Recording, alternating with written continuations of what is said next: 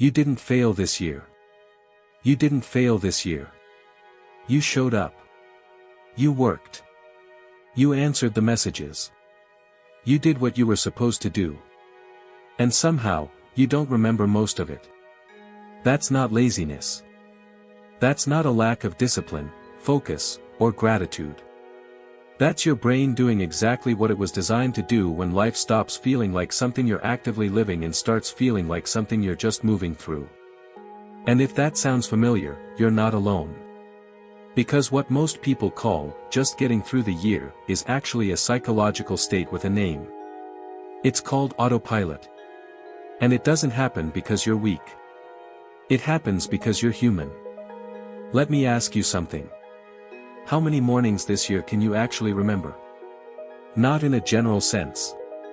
Specifically. The color of the light coming through the window. What you were thinking about while brushing your teeth. The first thing you noticed when you stepped outside. Most people can't answer that. Not because they weren't there. But because their brain wasn't recording it. That's the strange thing about autopilot. You're not checked out. You're not dissociating. You're not numb in a dramatic way. You're just not present.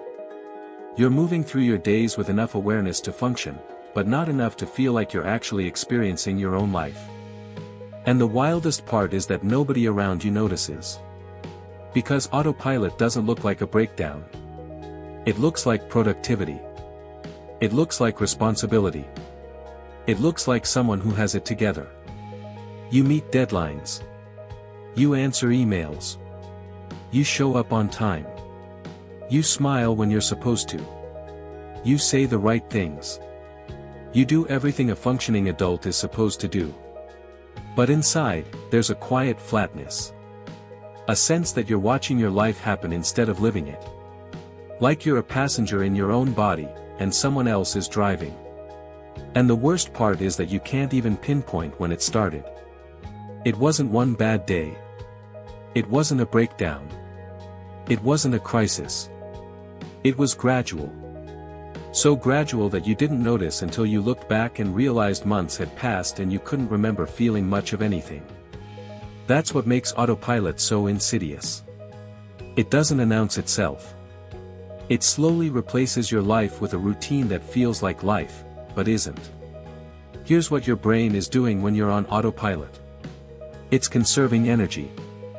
Your brain is incredibly efficient. One of the ways it stays efficient is by turning repeated actions into automatic processes. Things you do over and over again stop requiring conscious attention. That's why you can drive home and not remember the drive. Why you can finish a conversation and realize you weren't listening. Why an entire day can feel like it lasted 20 minutes. Your brain isn't broken. It's automating your life so you can survive it. But here's the problem. When too much of your life becomes routine, when too many days feel identical, your brain stops encoding new memories. It stops paying attention. Because from a survival perspective, there's nothing new to learn. And so you end up alive, but not really living. Functioning, but not really feeling. Here, but not present. That's not a moral failure. That's your nervous system protecting you from overwhelm. Because autopilot doesn't happen when life is boring. It happens when life is too much. Think about the last few years. The uncertainty. The constant low-level stress. The feeling that the world keeps shifting and you're just trying to keep up. You didn't have time to process most of it. You just had to keep moving.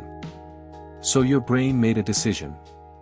It stopped trying to process everything. It went into survival mode. It prioritized efficiency over experience. That's autopilot. Not laziness. Not apathy. A nervous system response to prolonged stress. And the reason it feels so empty is because your brain is literally not recording your life the way it normally would. It's compressing time. Flattening emotion. Filtering details. All so you can keep functioning without breaking. You're not choosing this. You're adapting. One of the strangest effects of autopilot is how it distorts time. Days feel long. Weeks feel short. Months disappear. You blink, and it's a different season. Memory is what gives time its texture. When you're present, your brain creates rich, detailed memories. When you're on autopilot, it doesn't. So when you look back, there's nothing there. Just a vague sense that time passed and you were somewhere in it. That's why people say, "I don't know where the year went." It's not a metaphor. The year genuinely wasn't stored. And here's the part nobody talks about. Autopilot doesn't just erase the bad days. It erases the good ones too. Moments that should have mattered didn't land. Not because they weren't meaningful, but because your brain wasn't in a state to receive them. That's one of the cruelest parts of autopilot. It steals your joy as efficiently as it dulls your pain. And you can't force your way out of it. You can't just decide to be present. Autopilot isn't a choice. It's a state. So what is it protecting you from? Overwhelm. When life feels like too much to process, your brain lowers the volume on everything. You still function. You still persist. But you don't feel. And that works for survival. But not for living. Here's an uncomfortable question. What if this hasn't just been this year?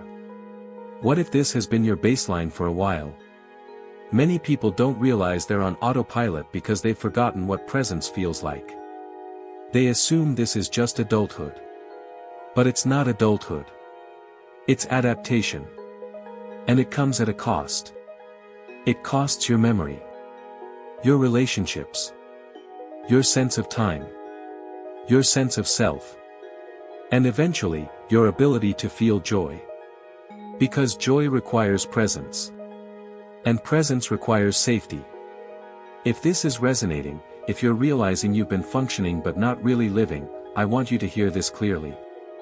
You're not broken. You're not failing. You're not wasting your life. You survived. And survival matters. Especially when you're doing it quietly. Autopilot doesn't announce when it starts lifting. It loosens slowly. You notice small things. Light on a wall. The taste of coffee. The sound of rain. Moments where you're actually there. They're brief at first. But they're proof. Proof that presence is still possible. That you're still in there. So no, you didn't lose this year. You lived it the only way you could. And for now, that's enough.